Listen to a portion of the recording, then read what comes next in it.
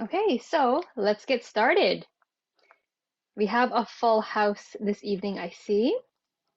So welcome everybody to our part one of our two-part college and university panel event by the Canadian Multicultural Lead Organization for Mentoring and Training. Today is Thursday, September 23rd, 2021, and our event will take place from 6:30 to 8 p.m. We have a really great lineup of speakers, as you can see, from many different universities and colleges in Ontario. And our event is being recorded so that those who would like to watch it again or those who may have missed it can catch the replay on our YouTube channel. Before we begin, we will do a land acknowledgement. Lamide? Thank you, Valerie. Welcome, everyone. I'm going to start off with the land acknowledgement. As treaties people on Turtle Island, we are obligated to uphold treaties made from a long time ago. Where I am situated, I would like to acknowledge the traditional territories of the Mississaugas of Scugog Island First Nation, the Mississauga peoples, and the treaty territory of the Chippewas of Georgina Island First Nation. I also want to thank the First Peoples for the ongoing teaching of how we are to learn on the land and from the land in partnership with each other, the animals, and the plants. Over to you, Valerie. Wonderful. Thank you, Lamide, for the land acknowledgement. Okay, before we begin, I'm going to outline our agenda for this evening. So we will begin with our ground rules and housekeeping norms, share about the LEAD organization, and you'll get to meet the facilitators, which is myself, Valerie, and Alamide. We'll share the vision and purpose of the panel event this evening. Then we'll head right into our main event, which is the panel. Lastly, we'll have a survey and give information about upcoming events, as well as how you can follow us on social media. Okay. So here are the ground rules to participate this evening. First is be respectful of everyone in the room. And be open. I was going to take the next one. Sure. So we also ask you to be authentic as well as you share your experiences with each other. And be open. This is an opportunity for us to learn and share with one another. And we ask for you to be present as well. Yes. So our amazing volunteers have dedicated their time this evening to share their experiences with all of you. So we ask that during this hour and a half we have together that you be present and put away the distractions. And please be helpful. So this is also an opportunity for folks to connect with each other, with the panelists and each other during the event and afterwards. Many of you who have attended will be going to post-secondary school in the near future. So this will be an amazing opportunity to help each other out along the journey. Mm-hmm. We ask that you take action. There's going to be a lot of information shared from today's session. We hope that it's of use to you in the future when you're deciding to go on to post-secondary schooling. Yes. And there will be a chance for Q&A in this event. So we ask that you participate and interact and submit your queries to our amazing speakers this evening. And if you'd like to come on camera, I certainly welcome that as well. That way we have a very interactive experience with one another and can see each other. Okay, and some housekeeping norms. We ask that you keep confidentiality. So that means please do not take screenshots and distribute or share it on social media. Please stay muted when the speaker is speaking to reduce background noise. Please keep your video on, and this is a safe space. And if anything that comes in violation of the safe space, the facilitators can take action on that. Okay. So about the LEAD org, I'm going to pass it to Alamide to share. Thank you, Valerie. Welcome everyone once again. If you're new to our organization, we are the LEAD organization for mentoring and training, and we are a registered charity and nonprofit here in the GTA. And our main goal and aim is to help youth and adults turn their challenges into opportunities through empowering them to build key skills that are founded on the principles of leadership, empowerment, achievement, and determination. So the LEAD program, which ran for the past 13 years, was actually based on these four principles where we mentored high school students from the GTA, helping them in different areas of their lives. And we've been able to successfully mentor over 300 students. Now we're expanding our audience to meet young adults and youth as well in the GTA and providing them with different resources and programs that we run. And our mission is to give individuals from youth to seniors the support to develop strategies and tools to create their own success stories. Wonderful. Thank you for sharing. Hey, so you may be wondering who we are. We are the facilitators at the LEAD organization. My name is Valerie Lay. I am a career development practitioner as well as program coordinator at the LEAD org. And since 2018, I have worked with hundreds of youth across the Greater Toronto Area from a wide variety of backgrounds to develop their career confidence by really being able to hone their career, their experiences, their skills, and talents to get into careers that they love. And prior to that, I was a student at the University of Toronto, St. George campus. I'm going to show you my grad photo. So this is me in 2012. I was class of 2012. Took me a little bit long to graduate, but I made it. And while I was in university, how I decided to go to school at U of T, starting with English literature, transitioning into women and gender studies, which I earned my BA in, is I kind of didn't really have a lot of guidance. I didn't have any mentors or many like family members that could really help guide me who had been there. So part of why we decided to create this event this evening and this two-part panel is to help incoming college and university students who are currently in high school making decisions for the future. We created this event so that you get to learn what we wish we knew when we were younger. Okay? And over to Olamide. Thank you for the introduction. Yes, my name is Olamide. I'm also one of the program coordinators here, and I will be facilitating the event with Valerie. I went to McMaster University and I studied life sciences. I also graduated 2020. So I'm also a new grad. And similar to Valerie, I wish I had something like this where I was able to learn from the mistakes of others and also just know information that would help me help guide my decision to go to university as well. So I'm excited for this event because that was why we brought this to you. So you're able to hear from the panelists, learn from their experiences, so you're able to make better decisions in the future. Wonderful. Thank you, Olamide. All right. So the vision and purpose of our event, as you mentioned, is to help provide guidance to incoming high school students who are currently exploring various post-secondary schooling options and incoming college and university students who want to learn about mastering the college experience from those who have done it and are doing it. And the panelists this evening will share their various experiences as undergraduate students, ranging from academia, athletics, campus life, extracurricular activities, and community building and socializing. Okay, so we are going to use Slido during this event. Olamide? Yes. So we'll be using Slido to moderate the questions. So if you go on to www.slido.com and you put in the code panel, you should be able to go into the Slido and then put in the questions that you might have for the panelists. You can think of them now or when they're speaking, you can put them all on there and we'll be able to take it up towards the end of the event. And I'll post the panel, the code in the chat as well, so you're able to see it. Great, thank you, Olamide. All right, so on to the panel.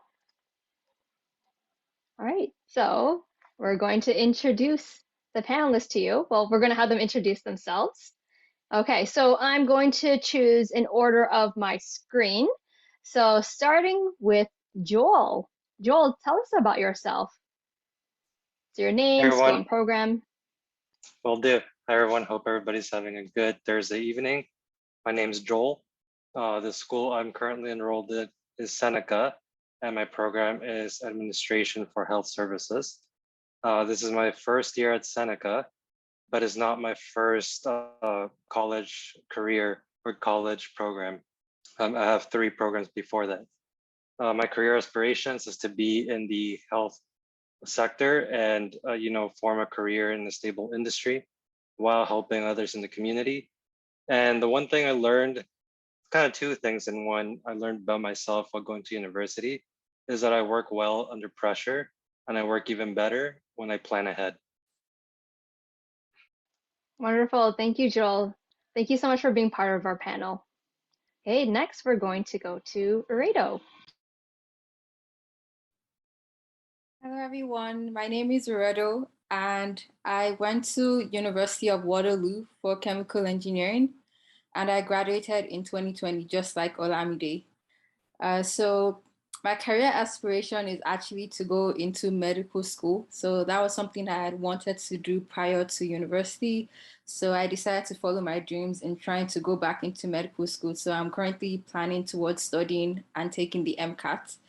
And then one thing I learned about myself is being able to go at the pace that works for me. So instead of just trying to rush ahead to get things done, just knowing what my pace is and being consistent with the things I need to do every day. I'm glad to be here as well, just wanted to say. We're so glad to have you. Thank you so much for sharing. And I love what you shared about going at your own pace. Sometimes we might feel a sense of pressure to, finish things up in 4 years.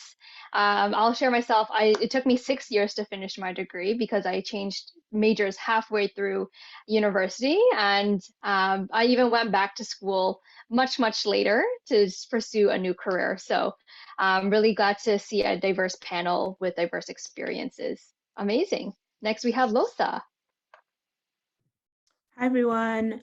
My name is Losa. I graduated in 2019 from the School of Business at York University with an international business administration degree and a specialization in marketing. I'm currently a UX designer at CIBC, and I'm completing rotations under their technology graduate rotational program. And I'm continuing to pursue product design opportunities. And when I was in university, or when I had just entered university, I learned how creative I can actually be and adaptable to new environments. I'm also really happy to be here. Awesome. We're really happy to have you, Losa. Wow, amazing. Thank you so much for sharing your experiences tonight. I'm really excited to hear about your story of transitioning from university into the role that you have now in UX design. Awesome. Next, we have Palumi. Hi everyone, my name is Palumi. My school, I go to Ryerson University. I am studying this psychology. I am currently in my last year of university. My career aspiration is honestly to go to law school after my undergrad. So I'm working towards that. And one thing I learned about myself while I'm in university or as a university student is that creating your own network, either professional or social or just personal, is very, very important because that helps you in your journey to university, in your journey as a university student. And that has opened a lot of opportunities for me, especially in my professional development, that I wouldn't have been able to have access to if I didn't expand my network. So it's very, very important to work on that when you're in university or even as an high school student. And I'm also happy to be here. We're happy to have you, Palumi. Thank you so much for sharing. I love the fact that you talked about networking and how important it is while in school, whether it's you're in university, college, or even in high school. And of course, we know that's super important when it comes to developing your careers. And while you are in high school and while you're in university, you're actually already on your career path, developing your careers. So amazing. Thank you so much for sprinkling in that career development information. I'm in the field of career development, so I love that stuff. Thank you, Palumi. And last but not least, we have Vanessa. Hi, everyone. Thanks for joining us. My name is Vanessa. I go to Wilfrid Laurier University. I'm in a major of biology and chemistry, and I'm in my final year. My career aspiration is to teach I'm thinking I want to teach high school, but if possible, I might just continuously teach abroad and just continuously travel and end up in Australia or something like that. One thing that I learned about myself when going to university is that organization is literally everything. My organization skills were able to help me, one, just transfer into university very smoothly, but also just get involved with a lot of things, as well as like succeed in all my classes. So yeah, that's what I learned. Amazing. Thank you so much for sharing, Vanessa. And I really love your free spirit. I've also done the abroad thing as well. So, I'm for that. So thanks so much for sharing your organization, the fact that your organization was in point while you were in university. I wish I had that in my undergrad. So I'm really looking forward to hearing more tips from you on how to organize your time so that you can be successful. Amazing. Thank you to all the panelists for being here and sharing where you go and what you learned about yourself. It was amazing and insightful. All right, so now we're going to move into the panel questions. We have a series of questions we will ask the panelists, and the panelists are able to, if you want, you can raise your hand or use the reaction button to raise your hand, and we will call upon you to answer. Okay, and then after this, we will move into Q&A from the audience with our Slido. Okay, very first question to kick us off, moving along the introspective path, is what would you tell your younger self? And a follow-up question is there anything you know now that you wish you knew then? Wow, this is a really deep question.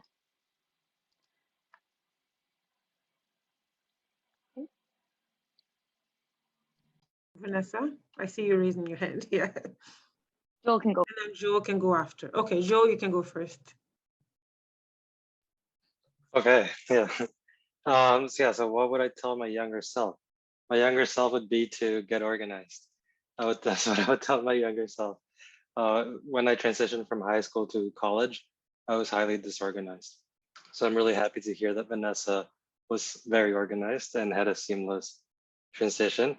But yeah, if you're unorganized and you're going into college next year or you're starting college, you better get organized because you will struggle through your entire career. And I don't like sugarcoating things. I'm a very direct person. So if you continue unorganized, you will suffer throughout your entire academic career. Also, it's a very important skill to have regardless when you get into the workplace. It's really important to get organized and you become the better employee or the better performer in wherever you are when you're the most reliable person on the job. Also, anything that I wish I knew then was also to socialize more, not just with your classmates, but with professionals in the field. Reach out to your professors. I know there's like a stigma of being the teacher's pet, but you honestly want to make them your friend because they have so many resources. They know so many people in the field and the industry you're in, and you better use that, right? So for example, I talked to one of my professors. I said, hey, I'm interested in doing this. Boom, I got a job from that. So it's important to, communicate and build that network with professionally also as you're going through college. It's better to stay ahead.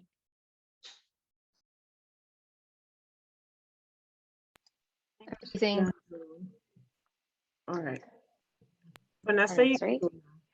Yeah. Okay. What I would tell my younger self is plan your semesters ahead if you can. I realized this in my third year. When you sign up for courses, you can sign up usually for your fall term and for your winter term. I liked what I did in my second year is I looked at all the courses I needed to graduate. So like I needed 7 BI courses, which is biology courses. I needed 1 stats, this and that. And it's kind of like how in high school you have 5 courses per semester. If you do go to that type of school, you want to balance it out. And using something it's called Rate My Professor. You could go on there, you could look at like what your professor is, how of a teacher they are, like, and you can also look up all the courses that you're interested in, look at their syllabus. Are you more of an assignment-based type of learner?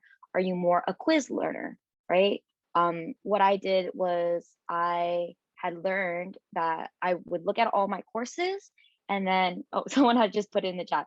I looked at all my courses, and then I would plan like, okay, fall 2021, fall, winter 2021, fall 2020, and just plan it out. So I wasn't overwhelmed with like 5 really, really hard courses and then 5 really easy courses. I balanced it out. And that was really, really important to me once I realized that in like my second year, second semester. I wish I had planned that in my first year, honestly. Plus, if you know what you're doing, you can sign up for the class and not get like waitlisted, which really, really sucks, especially with the COVID pandemic right now. Is there anything you know now, what you wish you knew then? Yeah, okay, same thing. What I just told you. Awesome. Thank you so much, Vanessa, for sharing that really led way from Joel's, what Joel shared about being organized. I'm really impressed because when I was in university, I was nowhere near as organized or conscious of my time. So I really appreciate the information that you're giving everyone today. Awesome. Okay. And next, sorry, I don't know if it was Palumi or Rita who raised their hand first. That was pulling me. Was Then Palumi. So what would I tell my younger self? I would definitely, and it's basically a follow-up to Ureda's point when she was doing her introduction. Learn to know what your pace is. So for me, I wish I took a gap here to figure out if I wanted to go to, Ryerson University or even go to the program psychology. I wish I figured out what I wanted to do in the future in terms of my career and my professional development. So there's nothing wrong with taking a gap here. I feel like there's a lot of stigma with that. A lot of people are just like, you know what, after high school, just go straight to university. And sometimes that works for some people, sometimes it doesn't. So if you're that kind of person that you're just like, you know what, I would like to chill for a year to figure out what I want to do in the future, to figure out my career path, and then plan according to my career path, please do so, because it would really, really help you with your university career, and it would help you with just planning how you want your university career to go. So that was one thing that I wish I was, I had the courage enough to do it. So that's one thing I would tell my younger self. It's the same thing for the second question also. thank you, Pulumi. Yes, it's very important to know your pace so you don't, make any mistakes and just do things that you want to do at the right time. Next up, Loretto. Okay, yeah. So what I would tell my younger self is be open to the fact that you may be open to different ways of trying to get to your goal. Like, don't always assume that it has to be in a specific direction. So I'll just use my desire to go to medical school. Like, that was something I wanted to do initially, but I ended up studying chemical engineering. And I know in first and second year, I kind of just threw the idea behind, because I thought, well, I'm studying an entirely different course. So how would I find myself back into studying for MCAT and getting all the prerequisites that I need to get? Well, coming out of undergrad, well, in my last semester, in talking to someone, they literally just reminded me of my dream. And then at first I was giving excuses as to why I couldn't go back, because I thought there was no time. But then in thinking about it, I thought, well, it's not as if there's an age barrier to getting into medical school. Now that you have that desire again, what's stopping you from trying to pursue that? And even if you go in and you realize it's not really what you want to do, well, at least you have that peace of mind that you tried to achieve this dream. So just being open to pursuing what you want, and being open to the fact that it might be different from how you planned it initially. And then is there anything you know now that you wish you knew then? Yeah, similar to what I said initially, like going at the pace that works for you instead of just trying to be like everyone, and being okay with that pace. Because sometimes it's easy to keep beating yourself up thinking that you're behind because you're just not working at the same rate as others, even though you're doing well, but because you're comparing yourself to others, you feel like you can't celebrate your wins. So know your own pace and be okay with it and celebrate those victories that you have.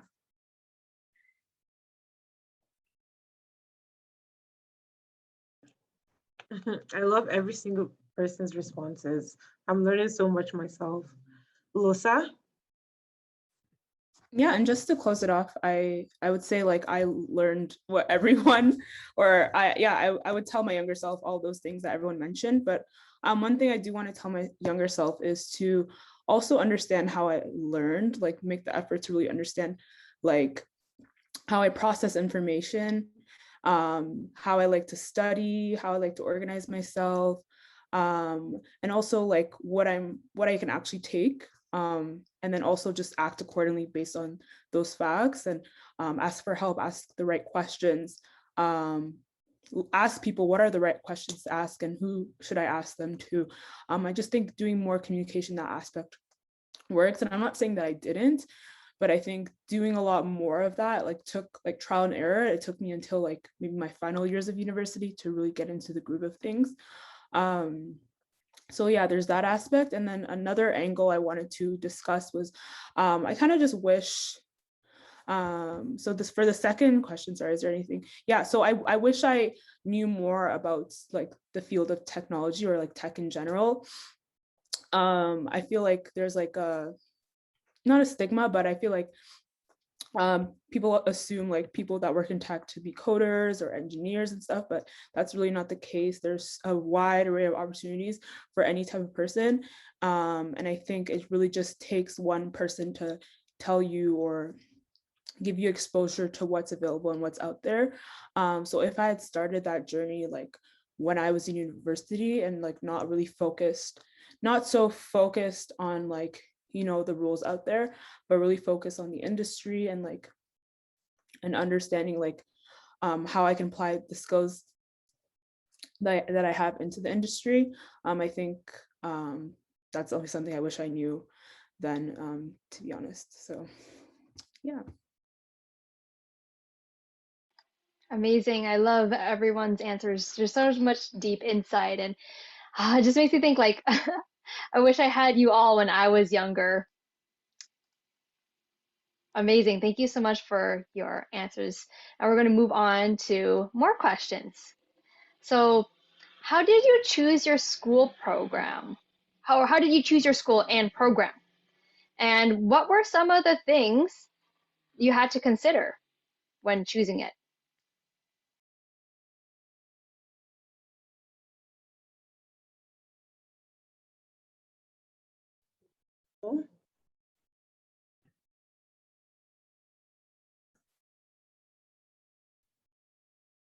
Joel, you can start off with the question. Yeah.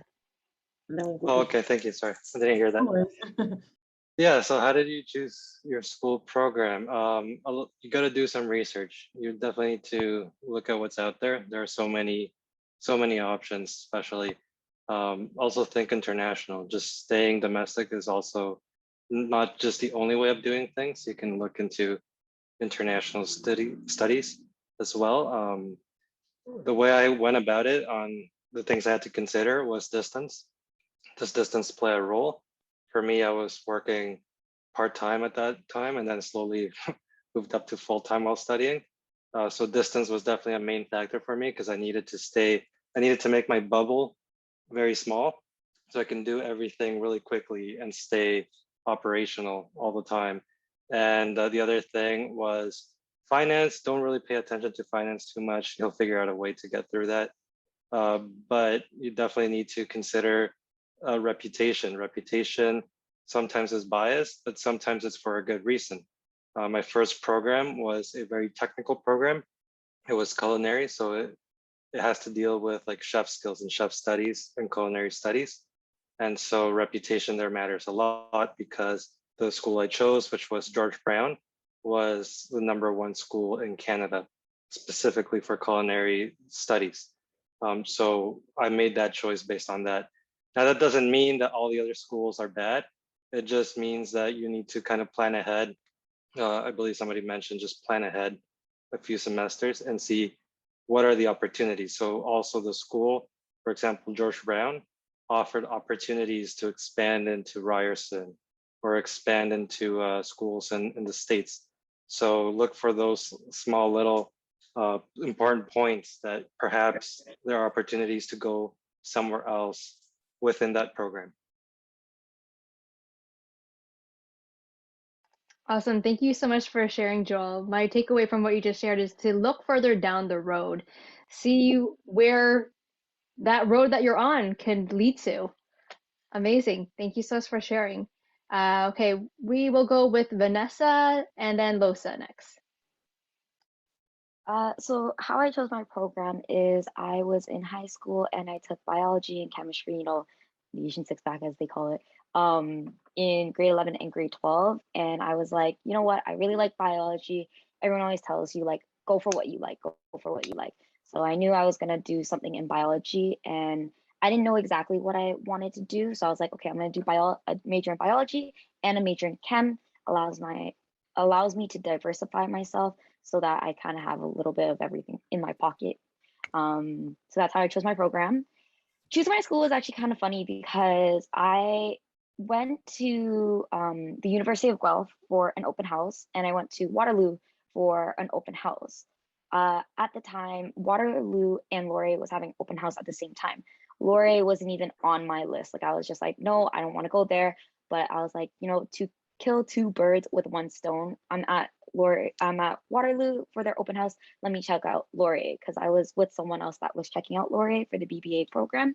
And so when I went, I ended up really loving the school. I just loved the environment. I loved just the atmosphere, I guess you could say. So I was like, you know what? Like, I want this school. I know I want this school. So that was like the first thing I listed when I chose the 3 universities when you had to sign up in grade 12.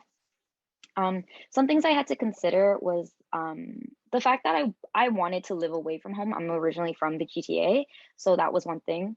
I know Joel said like don't consider fees, but for myself, like I'm paying for everything and living away from home, you have to pay for rent and stuff like that. So that's one thing to consider. I considered entrance scholarship that they offered. I considered what sports and extracurriculars they had to offer, what courses, like the amount of courses they had to offer, the different programs in science that they had to offer in case I did decide like, okay, I don't want to do biology or chemistry anymore. I want to focus and I want to do this just in case. I also considered if they had co-op because that was something that I really wanted because I was like, you know what, co-op will help me pay for my rent type of thing, as well as the social life in the city. I also went to Windsor for an open house. And when I went there, I was like, this is not the city for me. I know it's not the city for me. So if you know yourself, you know what you need for your own mental health, definitely consider those things. Yeah, that's what I have to say. That was amazing. Thank you so much, Vanessa. I could see you being like an academic advisor or teacher figure in the future with all the guidance that you just gave us to consider. Thank you, Lemony, for typing out the little tidbits in the comments to consider school atmosphere, like coming at it from a very holistic approach, not just for your studies, but also, you'll be living there for like 4 years. So it's really important to see if you do vibe the place you'll be living. Amazing. Okay, now we'll go Losa and then we'll go to Aredo. Yeah, Thank you, Vanessa.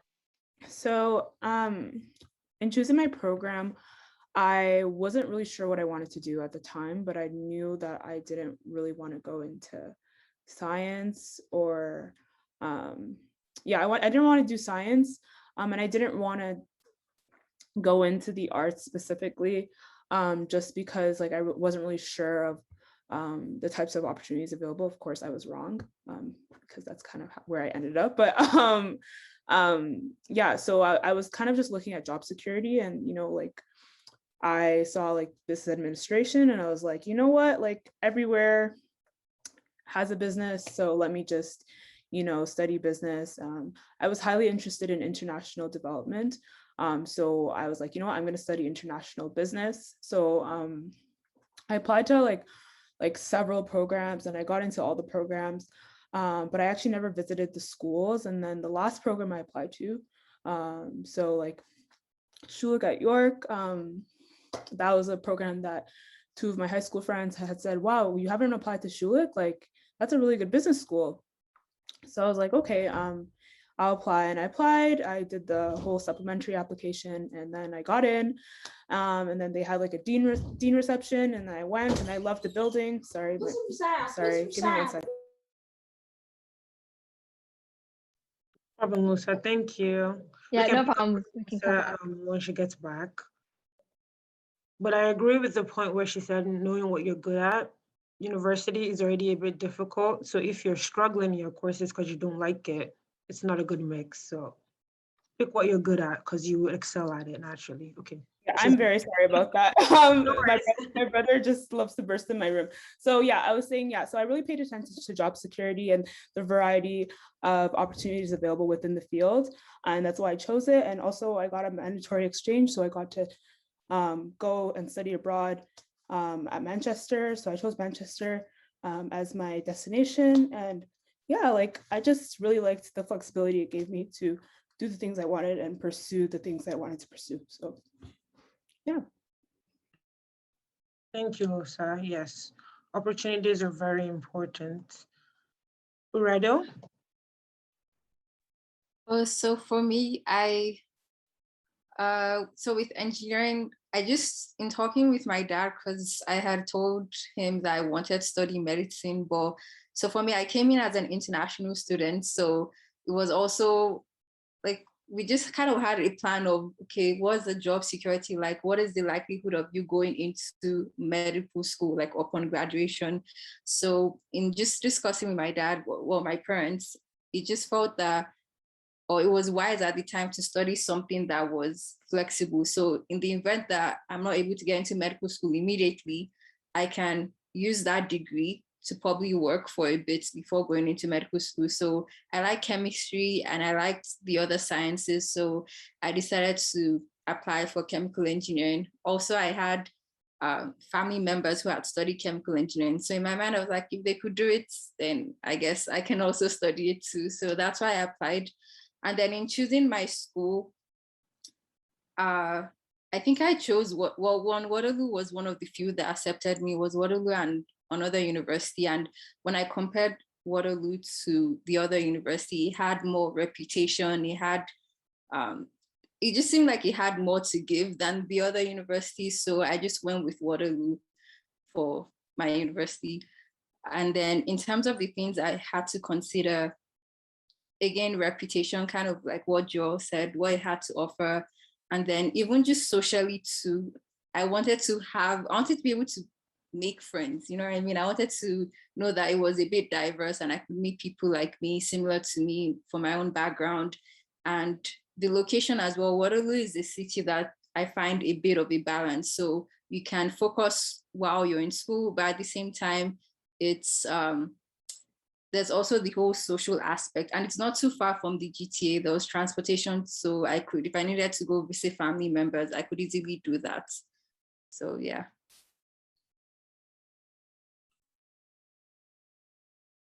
Awesome. Thank you, Uredo.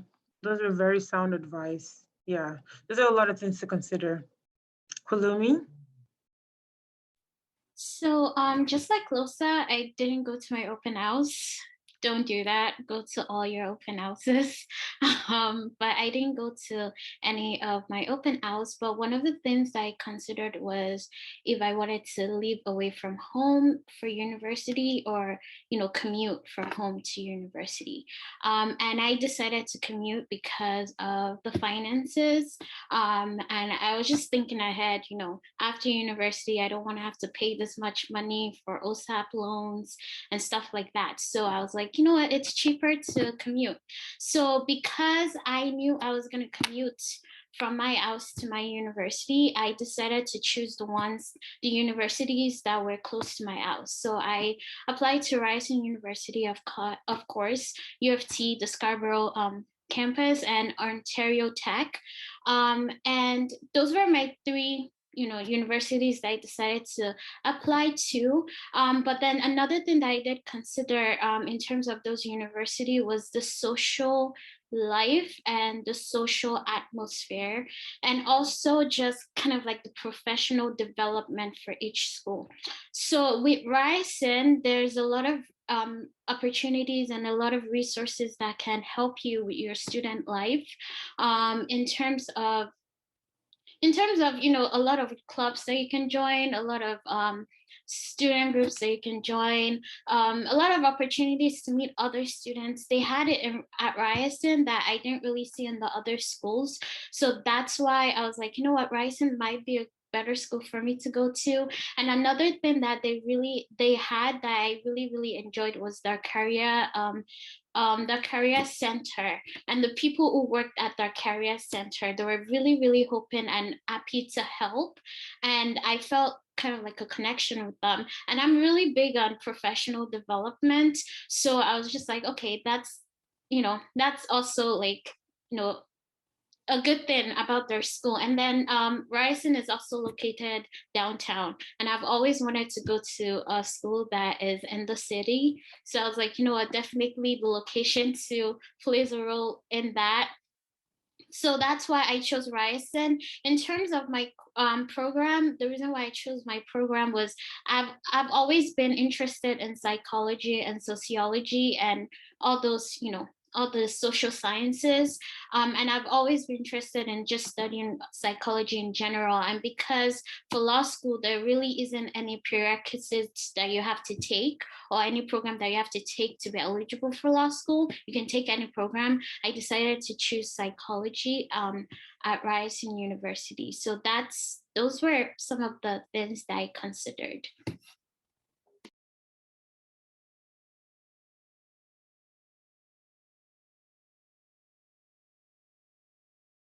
Thank you, Palumi. Those are very good insights.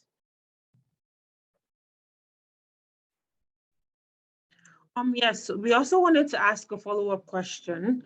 A lot of you mentioned finances and as part of what you had to consider regarding deciding what school and program you were choosing.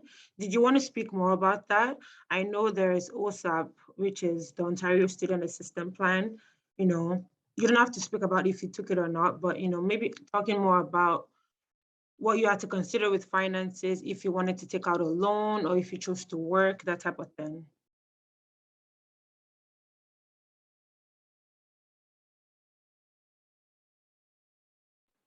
I'll speak on it. I personally, I did take OSAP, but when I did pretty good in my high school, so L.E.A.D offered me a pretty big like entrance scholarship, but they also offer bursaries if you don't have enough money, stuff like that. They also provide a yearly, it's called a LORIS general application, and you apply to it and you fill out a bunch of information. I actually did this really recently. They asked you like how much you're spending on rent, how far you live from your house, blah, blah, blah, blah. And it's a general thing. Then that will kind of sort you into other applications where it will tell you, okay, there's this scholarship available and you could fit into it. There's this scholarship, apply to it type of thing. So I got that. I also worked part-time and I run like a small business on the side myself. So that also helped with my finances. I did do like an RESP for myself, and I learned to invest a little bit just to like help support. Mostly what carried me through was just really being organized, getting good grades, and getting scholarships, because L.E.A.D University, they offer in-course scholarships. It's like, I think it's like $250 if you're at an 80. I think it's like $750 if you're at an 85, and $1,000 if you're at a 90. And then they also have other scholarships like based on your faculty. So faculty of science, faculty of like music, faculty, et cetera, as well as you can apply for school positions. And my school, this is very basically my school. I don't know if other schools are like that, but there's also an application where you kind of say like, oh, I'm a student, I'm looking for a job, and they'll hook you up with the job on campus. So this past summer, I applied to that and they hooked me up with the teaching assistant position in the chemistry lab, which was really, really helpful in terms of one, socializing and networking with my professors, but also like saving money for school. Thank you, Vanessa. Yeah, I like what you said about like scholarships. That's definitely something you should consider. At McMaster, there was no way to renew the scholarship every year compared to other schools because I went to McMaster. So that was something that I wish I had looked more into. So, and also just being intentional and being proactive to looking for opportunities. There are a lot of scholarships out there. You just have to take time out to, do your research and look. Joel? Yeah, I also want to clarify a little bit because I know I kind of just brushed past it in the last question. But finance is very important when it comes to school, because it causes mental health issues if finances becomes a problem, right? So you really want to take care of that aspect. Also, it shouldn't scare you. You shouldn't say, oh, this program is too expensive and then not pursue your ambition or what you really want to study and learn. That's why I kind of said, don't worry about finances, because there's always a way to figure out how to get past that. And so for me, I also took OSAP, and similar to Vanessa, I also worked part-time. At the beginning, I worked part-time because I was getting used to, organizing myself and learning how I best study, how I best learn, my learning habits, getting rid of my procrastination, making sure I'm starting planning ahead, like a semester ahead, getting all the exams or any due dates or deadlines that you know of from advance, just get them down and plan work around that too. I ended up working full-time at the same time, like all evenings, and also going to school in the mornings. And so if you're able, like I was, to select your times you can attend class, do so. You can, for example, pile them all on a couple days and have the rest of the week off, or just thin them out throughout the week and book one a day. And that will help you out to, just keep yourself balanced and healthy, also not to overwork yourself and burn yourself out. There's a lot of bursaries. I know they've spoken about that. With every university and college, there are always bursaries for the whole college itself, for program-specific bursaries. Also, a lot of people don't really tell you this, but you should speak to your counselors if you're still in high school, and if you're already in post-secondary, still speak to some advisor. But there are bursaries on behalf of the government outside of school for students and for young adults, right? So for example, last year, like the end of 2020, because there's such a high demand in the health services right now for personal support workers or for different kinds of nurses, some programs are completely free and they're accelerated. So you can be graduated with a diploma or a degree or a certificate in like 1 or 2 years completely free, if that's something you're interested at the moment, right? There's also more programs if your family happens to be with economic struggles. There's programs from the government that will help you get through college. There are programs from the government, for example, for technology, that they're really in demand for technology field.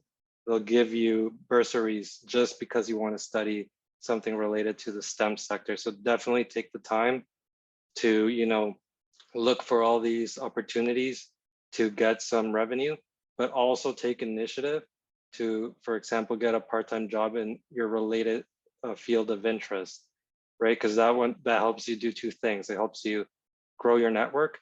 It also helps you learn how to integrate yourself in the workplace and also apply what you will eventually be studying to the workplace.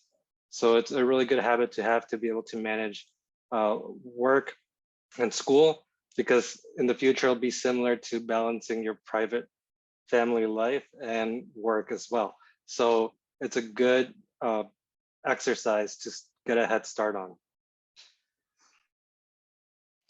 Amazing. Thank you, Joel. I really love what you added at the end. That is a really good exercise to start on for your future when you have, all the adulting responsibilities. So, being a student in school is kind of like training wheels for that. Awesome. So, in the interest of time, we're going to move on to the next question, which is, what do you like best and least about your school and program? And we just asked all the panelists to keep their answers as succinct as possible.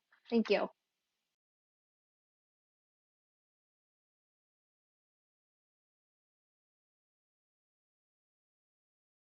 Joel? Oh, no, that was from the last question. Okay, you can go now.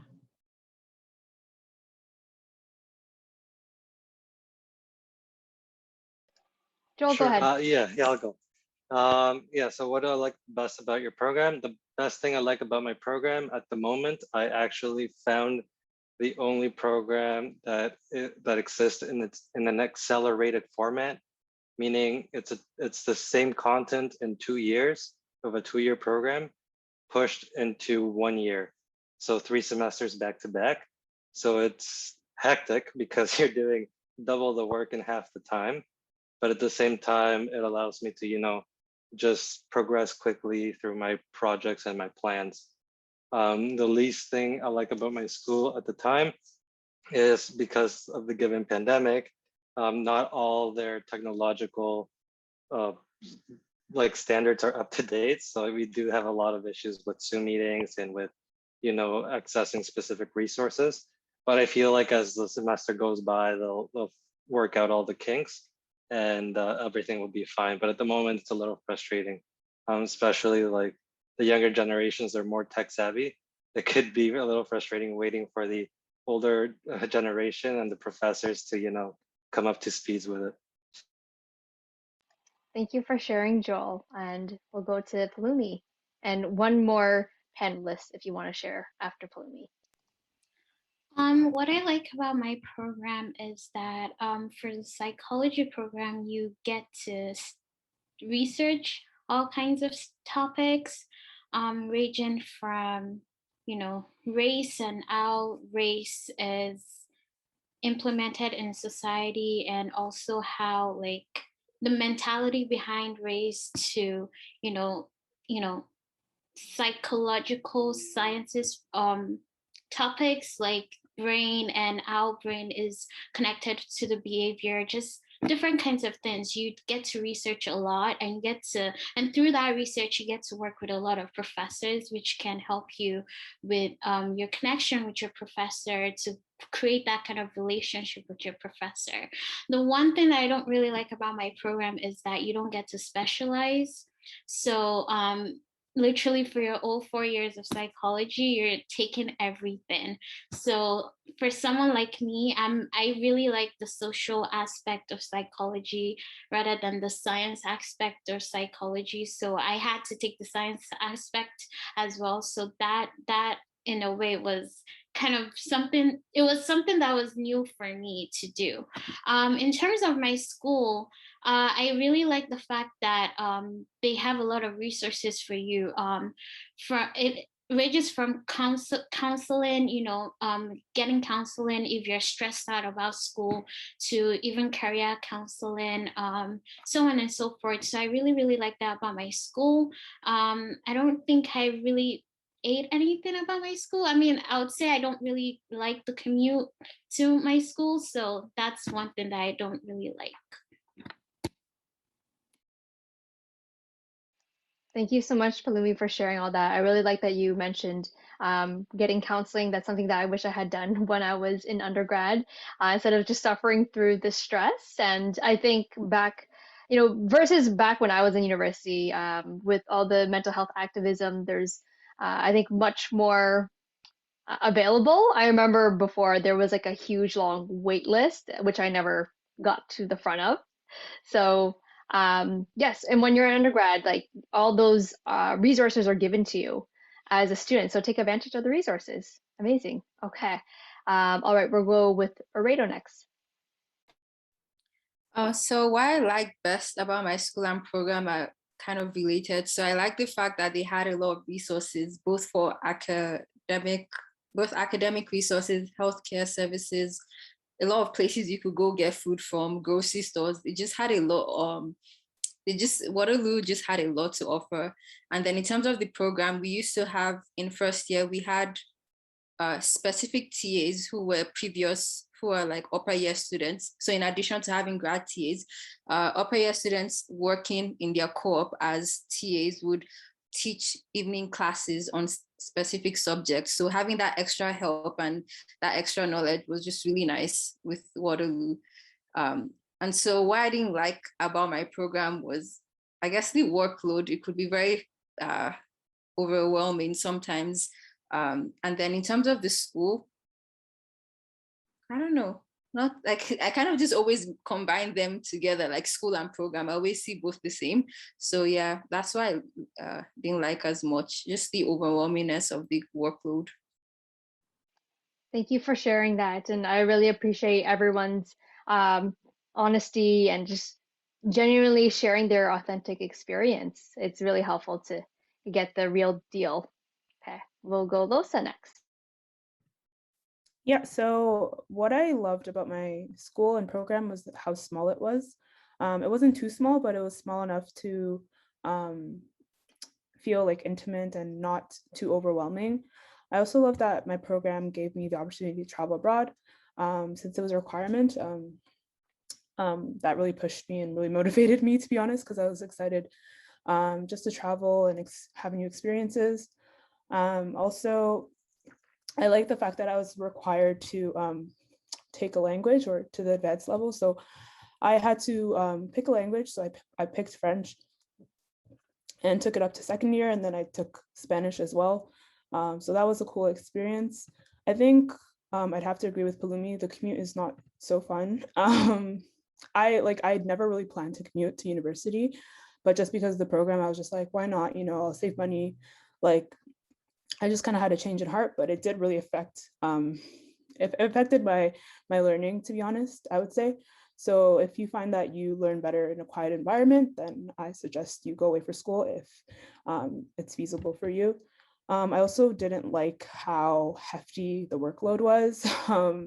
I would see like other people in other programs kind of doing the same thing, and their courses weren't as crazy as mine, or like they weren't as difficult or time consuming as mine. So I found that like it was kind of overwhelming. So that was like a huge learning curve. So I think overall it was mainly the workload and how intense the program was. That's what I didn't like. Thank you for sharing. So it sounds like everyone had a pretty intensive workload. School can definitely be a lot, especially if you're doing it full time. Oh, okay. And we'll go Vanessa, and then we gotta move on forth. Thank you. I'll make it quick then. My favorite thing about my school is that it's just super spirited. From what I know, we're the only school that does a first year like weekend, and it's called Hawk Weekend. And it's just a bunch of the first years, they get to play a giant game, like all these games. There's like, if you ever heard like Amazing Race Canada, it's like an Amazing Race lorry, and you run around the whole entire school and do like little puzzles and stuff like that. And like a lot of people kind of looked at it like, ew, first year type of stuff. But honestly, I participated. I had so much fun. It was my favorite like memory of my first year. So that's really spirited. And like you'll see people on campus wearing the the purple and gold colors. And like Hoko, you guys probably hear like St. Patty's and stuff like that down Ezra Street, kind of like how the other school, I'm trying to think of it, in London also does it. So yeah, the spirit's really cool. The thing I like least about my program is that a lot of the classes overlap. So that's why it's also really important to plan ahead your semesters, because like, let's say you want to take endocrinology and you want to take biodiversity or something like that, but they happen at the same time. You got to pick and choose. And so you would have to look at both of the syllabus, see what you think would like gear towards your way of learning and your way of being taught and whatnot, to make that decision. So yeah, that, and I don't know about other schools, but I'm guessing a lot of your classes kind of overlap and you got to pick and choose, which sucks. So yeah, there you go. Thank you, Vanessa, for sharing. I remember being involved in Frosh Week as a Frosh and a Frosh leader for a couple years after that, and it was a lot of fun to get involved in school spirit and show the New Year's what it's all about. Awesome. Okay, in the interest of time, we're going to move forth. So this is a question for the panelists who did attend school during last year, the pandemic, when school was online. So for those of you still in school, how did COVID-19 slash online learning affect your learning process?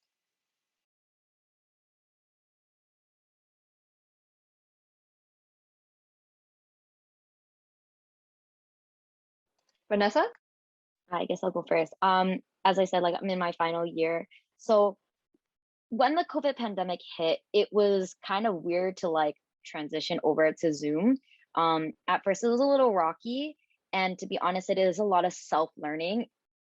If you're not really like a self-learner, then it's not that fun. But again, it comes back to organization. I like make myself go to campus, sit there, look at my videos, stuff like that. I write down what I need to do for the day type of thing. Once I kind of got into that rhythm again, it was good. I actually, thinking about it like now, I actually really do like online learning because I could work around my own schedule. A lot of things are asynchronous now, which means like they post whatever on Monday and you kind of just have to figure out for the week, like wherever you want to put it in your schedule. Also, I'm not much of a quiz person. I don't like doing quizzes. I don't like doing final exams. With COVID and online learning, a lot of the classes have changed into assignment-based like assessments. So that's something I prefer. So yeah, that's how COVID pandemic online learning has affected me.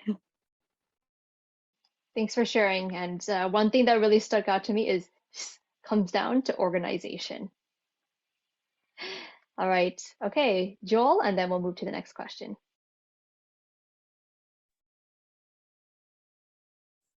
Yeah, it really does come down to organization. So yeah, for me, I finished one of my programs. I finished them back in 2019, so before the pandemic. But my last year of that program, half of my courses were actually already online. So I had like a little bit of a pre-taste on how to learn and organize myself for online learning. And now that I started this program now during the pandemic, I pretty much, like I'm used to it. So I haven't really experienced much of an effect, but Vanessa is right. Like if you're not a self-learner, it will be a bit of a challenge getting adjusted for you to quickly learn and adapt and find the methods on how best you learn. So like using Vanessa's example, if you need to get to campus and feel like you're in that learning environment, do so. For me, I actually know somebody who's taking the same program as I am. So I make the effort to schedule in specific days to do a Zoom study with them, or if possible, because we're all double vaxxed already, we do meet up either my place or at their place, and we go over the things that we actually are struggling with or confused or to clarify anything, and just create that small study group.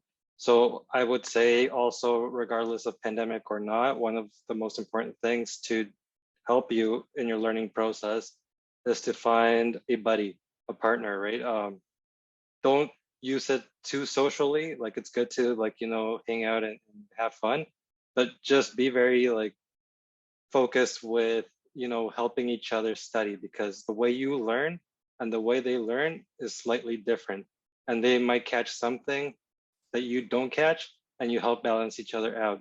So definitely don't go at it all by yourself, because you will miss stuff that other people are understanding. So definitely find one or two people to always, create that support group and help you get through your studies.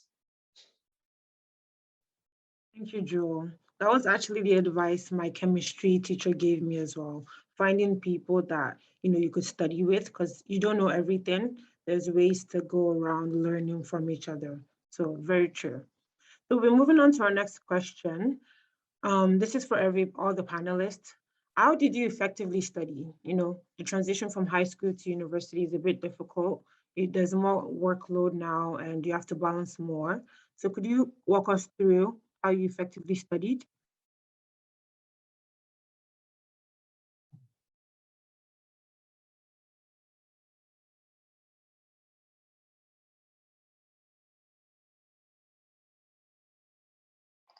Palumi?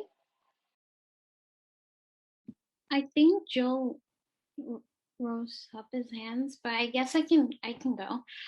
So the one thing I would say is usually at the beginning of the semester, your professors will give you your course outline. I would say that you should go through your course outline like really, really well so that you write down the dates or keep note of the dates when you'll be having your midterms, your exams, your assignments, when they're due, so on and so forth. And then after you've done that, I think that's when, after you've done that, that's when I actually start to look at my courses, or I guess the topics that we're going to be going through each week, and then arrange my study schedule through that. So for example, let's say that my first midterm, because in the psychology program at Ryerson, you have 2 midterms. So my first one is at the end of September. What I would do is then go through, chapter 1, chapter 2, chapter 3, chapter 4, and kind of arrange a time where I can study chapter 1, study chapter 2, study chapter 3, study chapter 4. I will schedule those time on my schedule. I'll make schedules for them on my schedule, and maybe dedicate, maybe I would say an hour to study for chapter 1 for this course, or maybe 2 hours or 1.5 hour, 1 hour and a half to study for chapter 1, depending on how much it is. And another thing that I do when I'm studying is try to create a question based off what I'm studying, because that helps me in terms of remembering the materials that I'm studying. So for example, let's say that I'm studying social psychology, and one of the questions, or one of the things I'm reading is, what is social psychology? I'll create a question out of that material and then answer that question, because that helps me to remember the material itself. I don't know if that makes sense, but that's one of the things that I do. But yeah, that's one of the things I've done, and it has helped me in the past. So, and also study at L.E.A.D. Thank you, Palumi. That was very detailed and descriptive. Joel? Yeah, absolutely agree with Palumi 100%. It's important to stay ahead of the curve.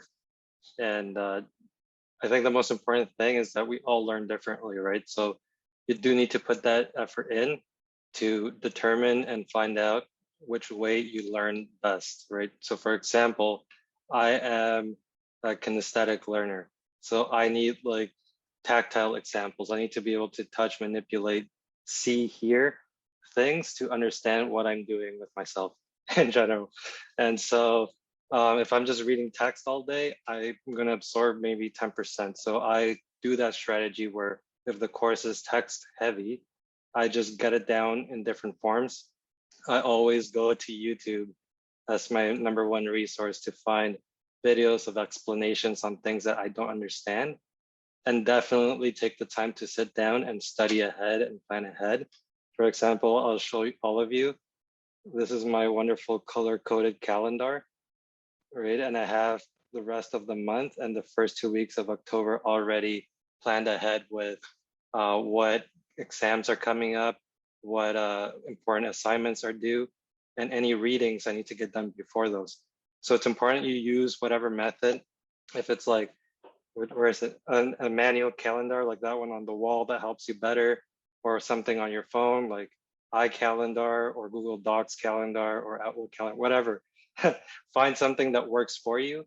There's something for everybody. So just take the time to work ahead of time. Thank you, Joel. Yes, the key thing there is work ahead of time. Time creeps up on you people. All right, Loredo?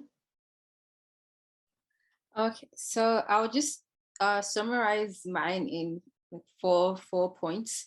So I'll say 1, yeah, plan ahead, particularly for subjects that have assignments that you have to submit maybe ever so often. So let's say there's always an assignment due every 2 weeks or every 4 weeks. So those ones that are consistently repetitive, just knowing, keeping them in mind, and then planning ahead towards those types of courses. And then number 2, I would say study with people, particularly for subjects that you're not very strong in. So I know there are some courses that I knew if I was trying to do the assignment or study by myself, it would take me a lot longer. But if I study with people, they were more likely to motivate me to get things done faster. And I could easily ask them questions in person than trying to message them on Facebook and then waiting for them to respond and sending screenshots. Like all of that would take up time. So when we do it together, it was just a lot more efficient for the both of us.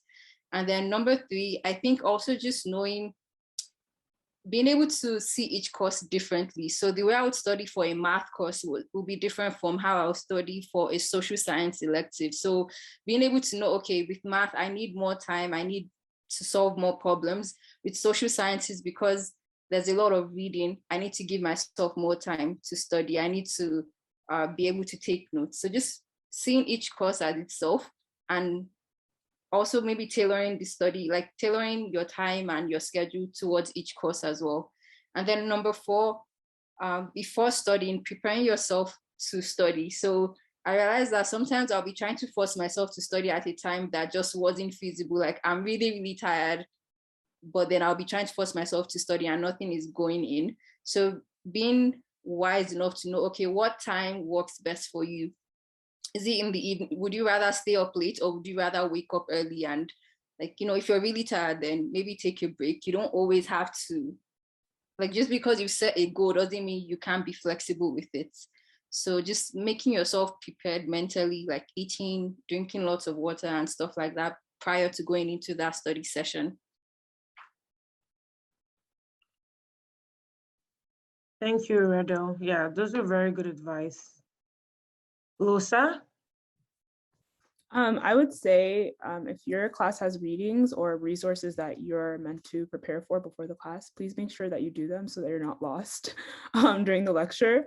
I think that's also very important, like just making sure you're ready. Like I know like when classes were in person, like after I had a lecture, I would just go straight to the library and I would just study there. I would read for, even if it was 30 minutes, if it was 3 hours, I would make sure I put some time in to like some type of reading or a video or a resource that was provided by my professor.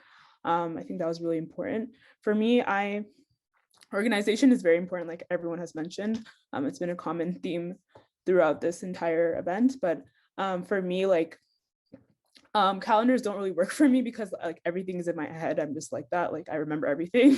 So that's just the way I learn. So I think you just need to understand like yourself. So if you forget things, then make sure you have a calendar. If you learn a specific way, make sure you like search up or like do your research on ways to like study in the way that you learn. Just like how everyone has mentioned, like knowing your pace. So really like personalizing your study journey and like your education in general like is really important because you're setting yourself up for success by doing that. And also don't compare yourself to others. Like others might be able to just go to lecture and then like pass an exam, but that may not work for you. So just understanding that is key. Thank you, Losa. Very true. Knowing what works for you.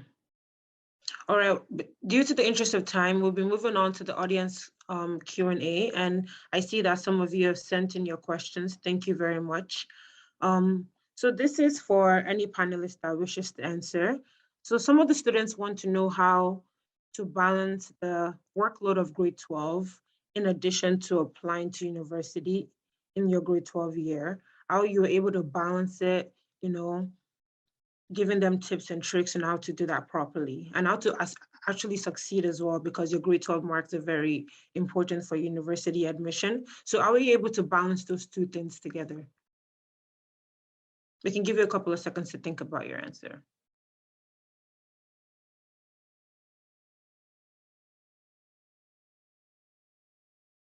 All right, Vanessa?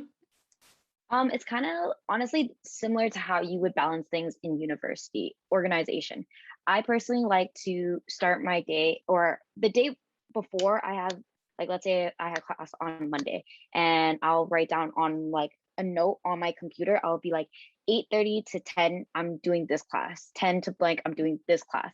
Same thing with being in high school. Let's say, I don't know, 8:30 to 11, I'm in this class. 11 to 12, I have lunch. You can eat your lunch and study, or you can eat your lunch and research whatever university you need to go to. If you want to go to university, you want it, you will do what you need to do to get there, you know? And so if you have, let's say, sports after school, then just plan that as well. You know, from whatever 12 to 3, you have more classes. 3 to 4, you have sports. Okay, you're gonna go home. 4 to 5, you're gonna go home. 5 to 6, you're gonna eat something. 6 to 8, you're gonna do this homework, and then 8 to 9, you're gonna apply for this or research this or that. Like that's how I do mine, and just organizing. I organize by day, but by hour as well. Yeah. Very true. Breaking down your day into tasks is very efficient because you're able to keep track of things. Thank you, Vanessa. Losa, did you want to take this question? Because your hands are raised.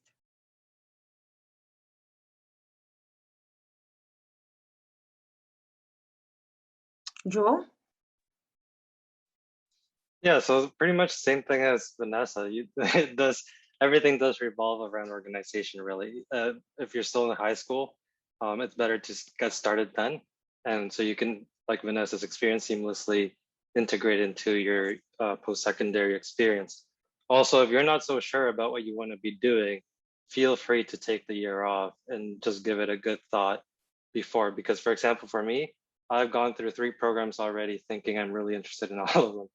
I'm not. I'm still like, finding different things to do because I have lots of interests. But definitely take the time, and also, like you said, don't compare. But organizing your entire day is a very good habit to develop. For example, I'll quickly show you. This is my day tomorrow, starting at 8:45. I haven't scheduled my 7 a.m. walk, but even including things like that, like my 7 a.m. walk, and then 8:45, get ready to be at my desk and be ready for my 9 o'clock class. I finish my 9 o'clock class, and then I know I have like exactly an hour to do my readings for the next one that starts at 11. And then so on. I know I need to do my lunch time and study and eat, like Vanessa said. So there's really various ways, right? Again, not everything works for everybody. So you need to start with an idea and see if that works for you, and then move on to the next until you find the method that works best for you to organize. And even as you're finishing your last year of high school and planning for university, add those extracurriculars, right? Like if you have recreational sports that you go to, or even like hanging out with your friends, schedule that in, right? So you don't spend more time than you should doing certain activities. So those are all good things to do. Very true. Thank you, Joel. Losa? Yeah, so what I was gonna say was, I think like if you have good teachers around you, or if you have a good guidance counselor, I think it helps to like voice out your concern with them and ask them for guidance. Because I know like with my teachers were very supportive, so sometimes they would make accommodations for me, and like they would make accommodations for a lot of the students in the class. But if you're not able to do that, I think just dedicating some time to do your applications will help, and then just get them out of the way. Like I know that when I was applying to universities, I just did them during like during the holidays, and that helped me a lot. So I didn't really have to do a lot of schoolwork while applying for universities. Thank you, Losa. That was good. I'll be taking the next question from the audience, and the question reads, does the university program ranking matter? Where can we find the program ranking, and how do we decide whether the program is a good fit for us? You touched on this a little bit already, but maybe we can talk more about this.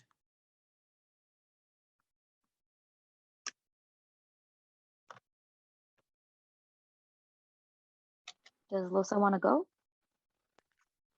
Because she has her hand Sorry, raised. my hand was raised from the previous session. Oh, okay. I wasn't sure. Sorry. In terms of ranking, honestly, no, it doesn't matter. Like, okay, the real facts is, unless you're in the States, your undergrad does not matter where you get it from.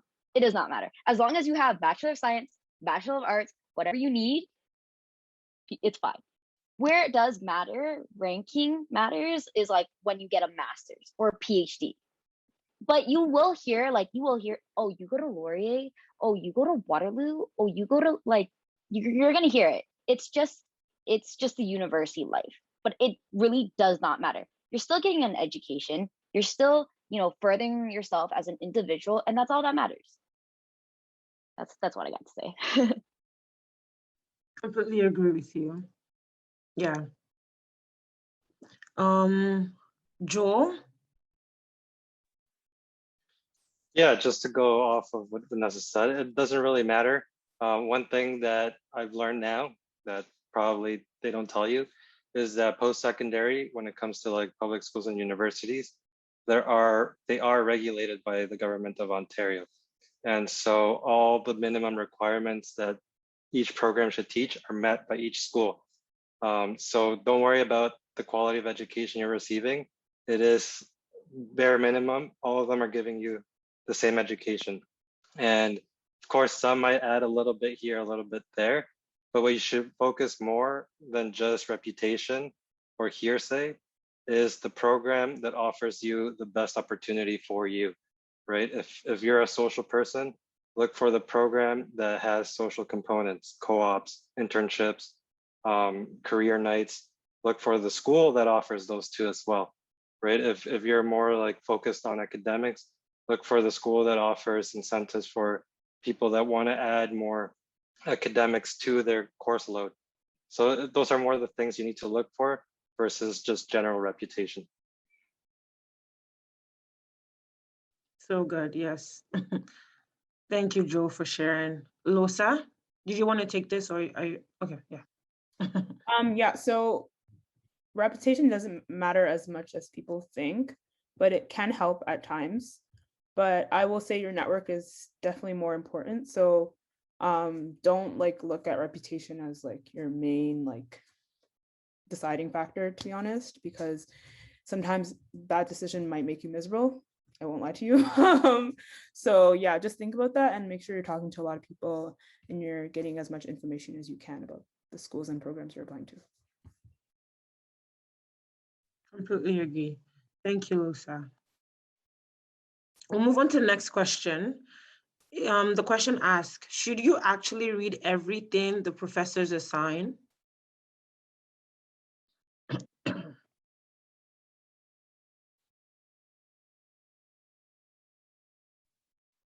All right, Vanessa? Scholar me would say, yeah, read it all. But okay, honestly, personally, I don't. I read what, if I've had the professor before and I know what she's going to be like testing us on, that's what I'm going to focus on. I'm going to read those sections. And this is where networking comes really, really important. Talking to upper years, talking to your TAs, talking to your lab instructors. How does this professor teach? How do they quiz you? How do they grade things?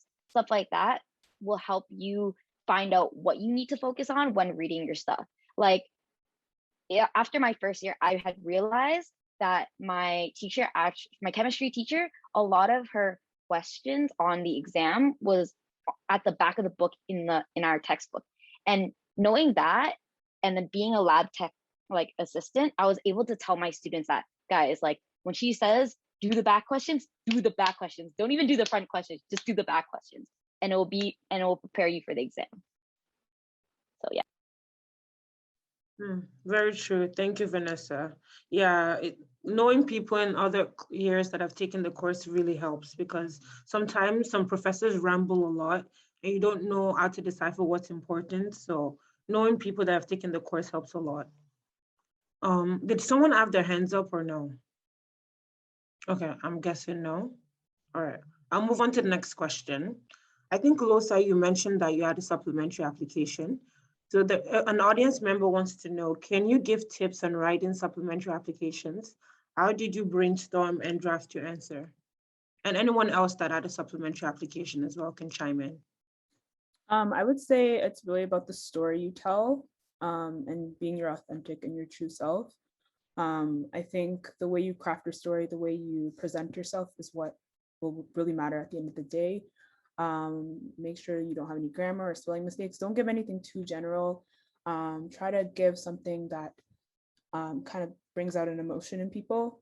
So like if you're telling a story about when I was young and, you know, my grandma took me to Wonderland or something like that. I don't know, something that really brings out an emotion and ties back to the question that they're asking. I think that's what they're really looking for when it comes to supplementary applications. And of course, please, please, please get someone that you trust to look over it, someone who is in a similar field, to kind of give you pointers and tips on how to improve it, and even ideas on how to answer the question.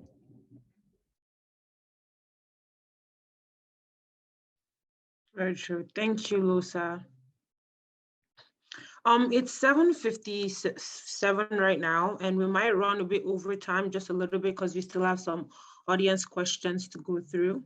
So if you would like to leave, you're free to leave, but we're going to be taking some of the other questions briefly. So there is another question from the audience. It says, since we haven't had exams for 2 to 3 years now, can you give some tips on how we should adapt to uni midterms and exams?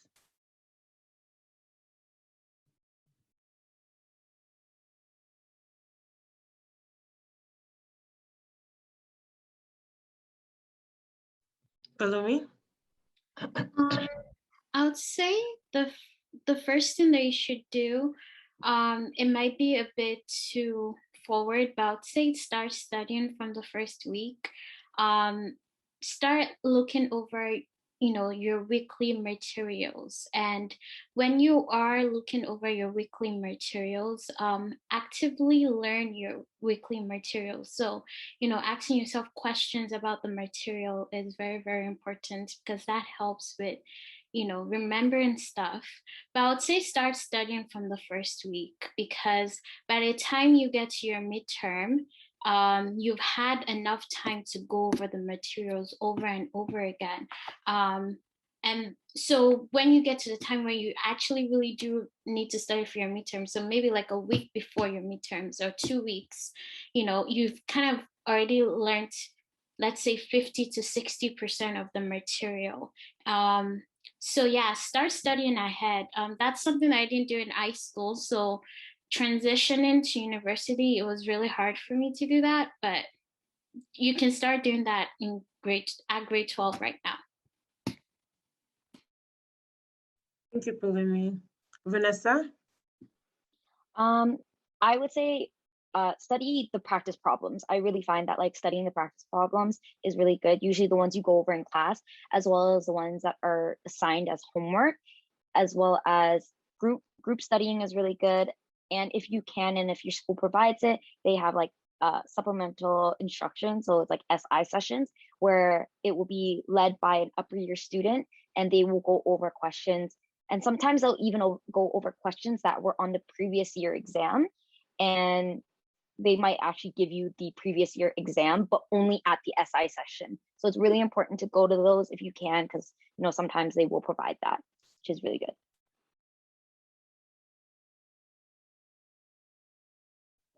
Thank you, Vanessa. Uredo?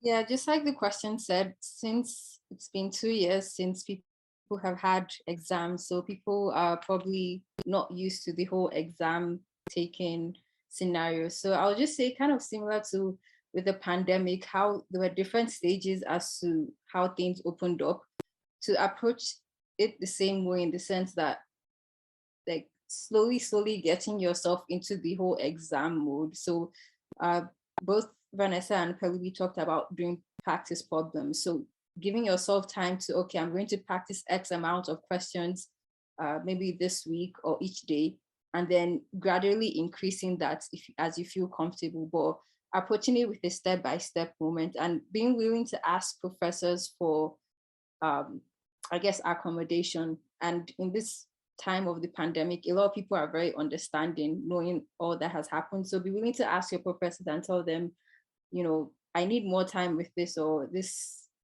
you know, it's like taking tests and exam is not easy for me, and then see what they can do for the entire class, or maybe even you specifically.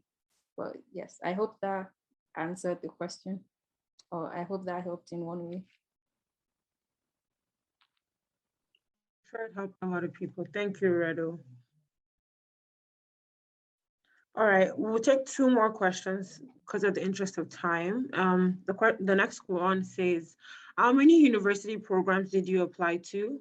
And how many programs would you recommend students apply to? So what is a good number? Maybe two panelists can take this one.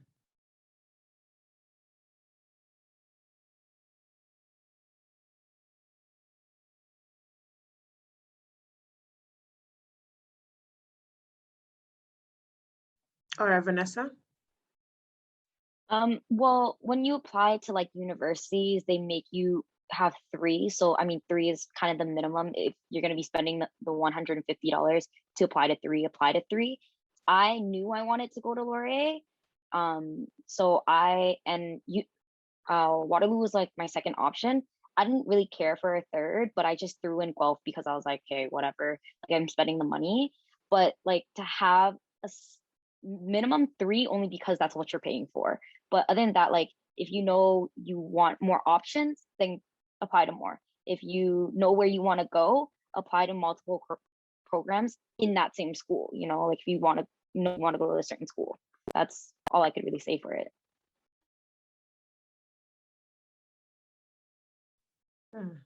Very true. Thank you, Vanessa. There's another question.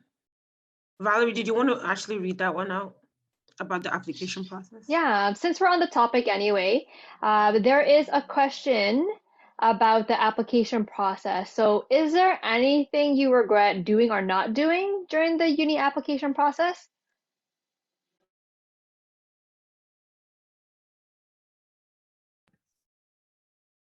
Losa?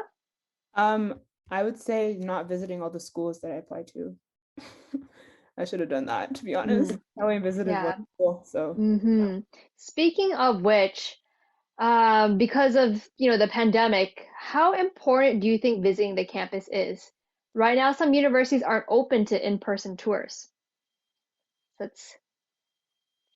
Yeah. I wonder I don't know if any of the panelists can answer. Joel? I would say it's still valid. I mean, if you feel safe traveling to the campus itself, and the campus is offering in-person activities for students still, I would say still go ahead and check it out and understand what's available for you. A lot of times right now, because of the pandemic, they'll refer you to online to find all your answers, and you don't really find all your answers online. So it'll be a good idea to go to the campus anyways and talk to the people there and actually get a firsthand account of any actual questions you have and get the answers right there and then. And it'll also give you an idea of just the entire, I guess, the way the school works and their entire environment and their culture. And if that's something that you feel like you want to be a part of, it does translate online because the professors do align to that culture. And so if you find it's very supportive in campus, chances are it'll be very supportive online as well. Wonderful. Thank you, Joel. Vanessa? I know that there are virtual tours. L.E.A.D specifically, they're doing like small group tours. But like I said in the beginning, a tour was what made me pick my university. So I think it's very, very important to go because it's also like, I thought Windsor was going to be the school for me. Like I was like, okay, I'm set on it. I'm going to get my bursary. I'm going here. I went there, literally not even 30 minutes there. I'm like, I don't want to go to the school. This is not for me. Like going to an open house is so, so, so important. And even if like, let's say the school is not offering a in-person direct tour, you could still go to that university and walk around that campus and like see the buildings, see how far it takes to walk from one end of the campus to the other end of the campus. Find out if like the workout facility is like separate, because sometimes like this is L.E.A.D, but the stadium for football is all the way over here, and sometimes you'll have classes over here. So it's really important to go to those open houses. I cannot stress it enough.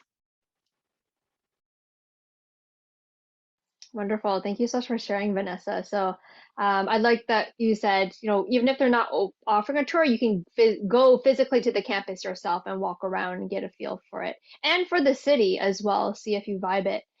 Awesome. Okay. So it's 8:07, so we're going to try to wind things down with our final questions. So we have some come through related to mental health. So how do you balance schoolwork and uni applications, amongst other things, to avoid burnout?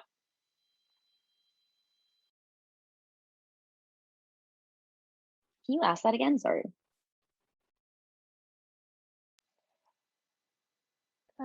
One moment. How do you balance schoolwork and university applications, amongst other things, to avoid burnout?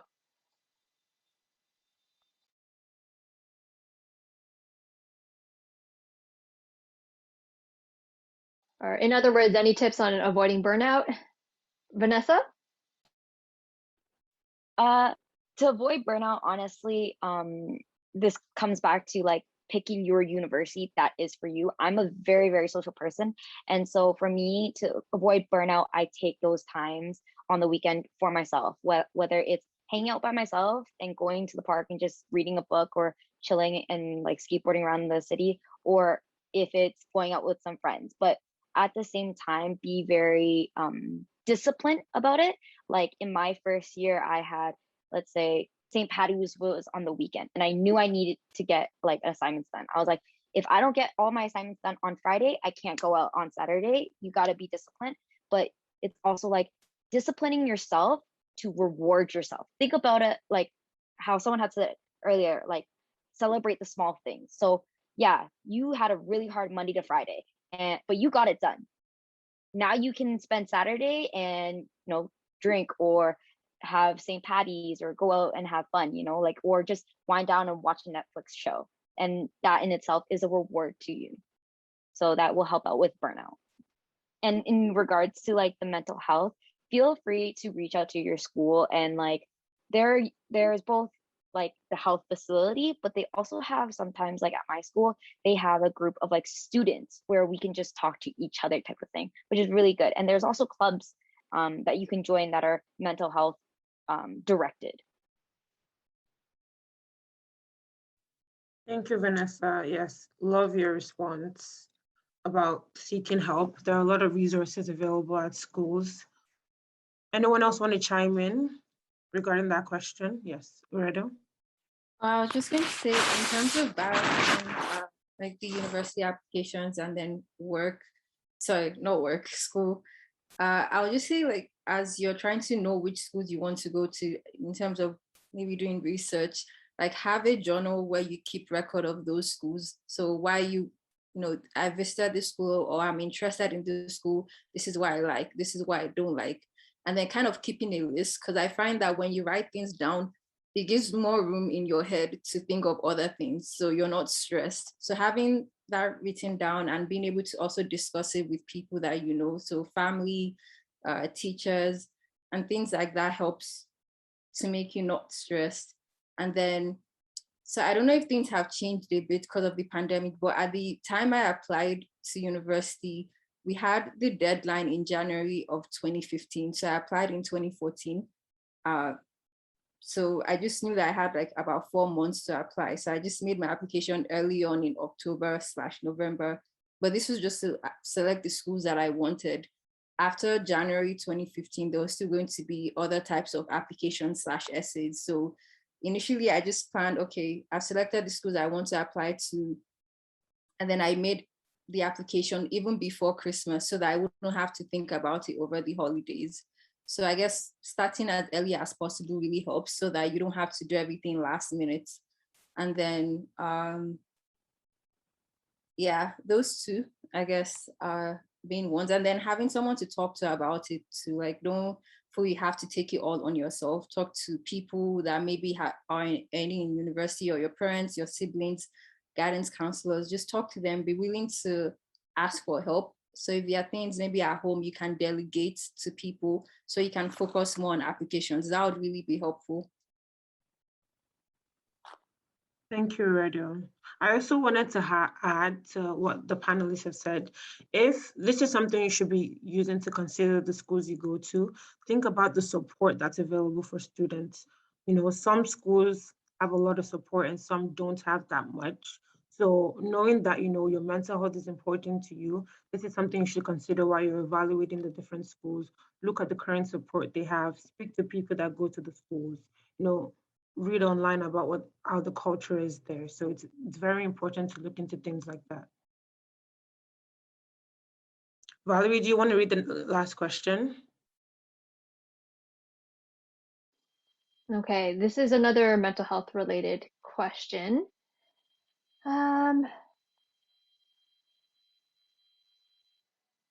How do you like to stay happy? So let's keep this one short because we're going way over time. How do you like to stay happy? I know many say their mental health just plummets, and some even get suicidal. So how do you be well-rounded and still be happy?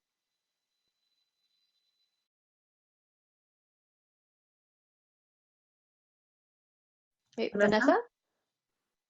Vanessa? Honestly, I find happiness in hanging out with friends. I find happiness in watching, shows. I did a lot of clubs through my time in university, as well as I did a lot of intramurals and sports, which I they say like working out is very, very good for you because it will get you more energized, as well it increases like the hormones within your system that allow you to be happy. So getting physical activity is really, really important. And just I also found like recently staying happy when things are hard, I like to journal. I like to write things down because sometimes just having it in your head but not releasing it out properly in a way it's bottling up, and that's how you like burn out. That's how you stay unhappy. You just keep it inside. To let it out will help you relieve that negative energy. Yeah, there you go. Thank you for sharing, Vanessa. Any other shares from the panelists? Yeah, I would say definitely find an outlet, creatively or physically, whether it's exercise or arts. A lot of times, what's important is to just release that all that's in there internally. It also helps to speak to people because a lot of us go through the same things, right? We're all essentially on the same boat. We all have similar experiences. We've all gone through hardships of various kinds. So don't feel like you're alone, and feel free to speak to somebody. But also just find outlets to release that, right? Like, for example, I like to go into nature as much as possible, go out for morning walks, go away for the weekend, drive up north, or so on. I like to do creative things like music. I play my drum set that's in the corner, or I do my photography. And sometimes these things lead to other opportunities. For example, because I enjoy photography, it's led to me to, it allowed me to start a side business in photography. And so that kind of joy from being creative also has a beneficial financial return on my investment. So it's kind of those things. And also, once you find what makes you happy, like those little activities, consider them as potential career paths as well, right? You don't have to do the traditional jobs or the traditional careers. There's, in the digital world is changing so fast, anything could become your next career at this point.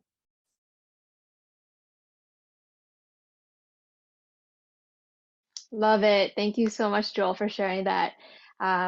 I love how, something that started off as a hobby to make you happy just evolved into a whole side gig. And of course, we're living in that kind of side gig economy right now. So, go beyond the realm of your studies. Like Vanessa mentioned, she was not only working part-time, but she's also running a business on the side as well. Wow. Incredible.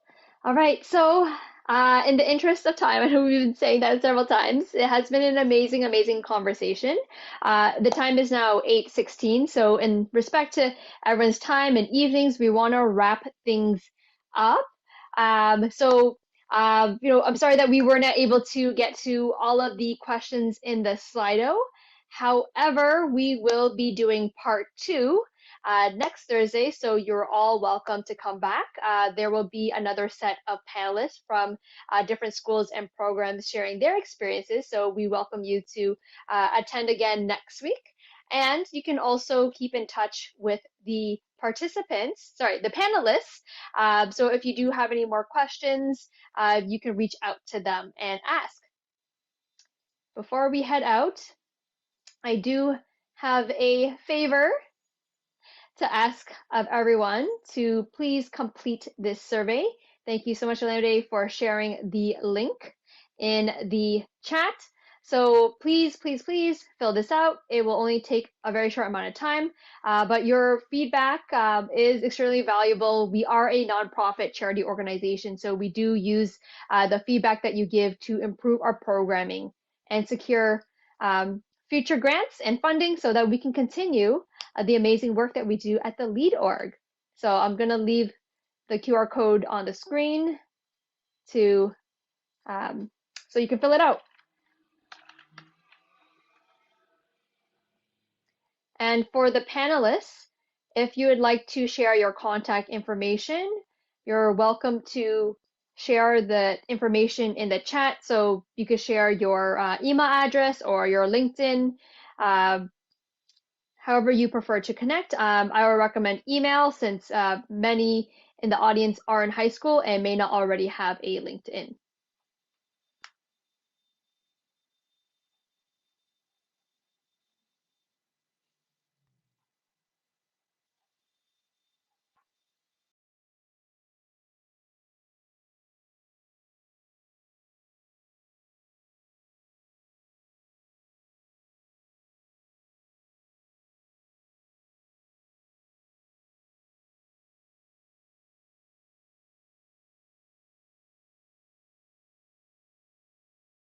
Okay, thank you so much, panelists, for sharing your contact information.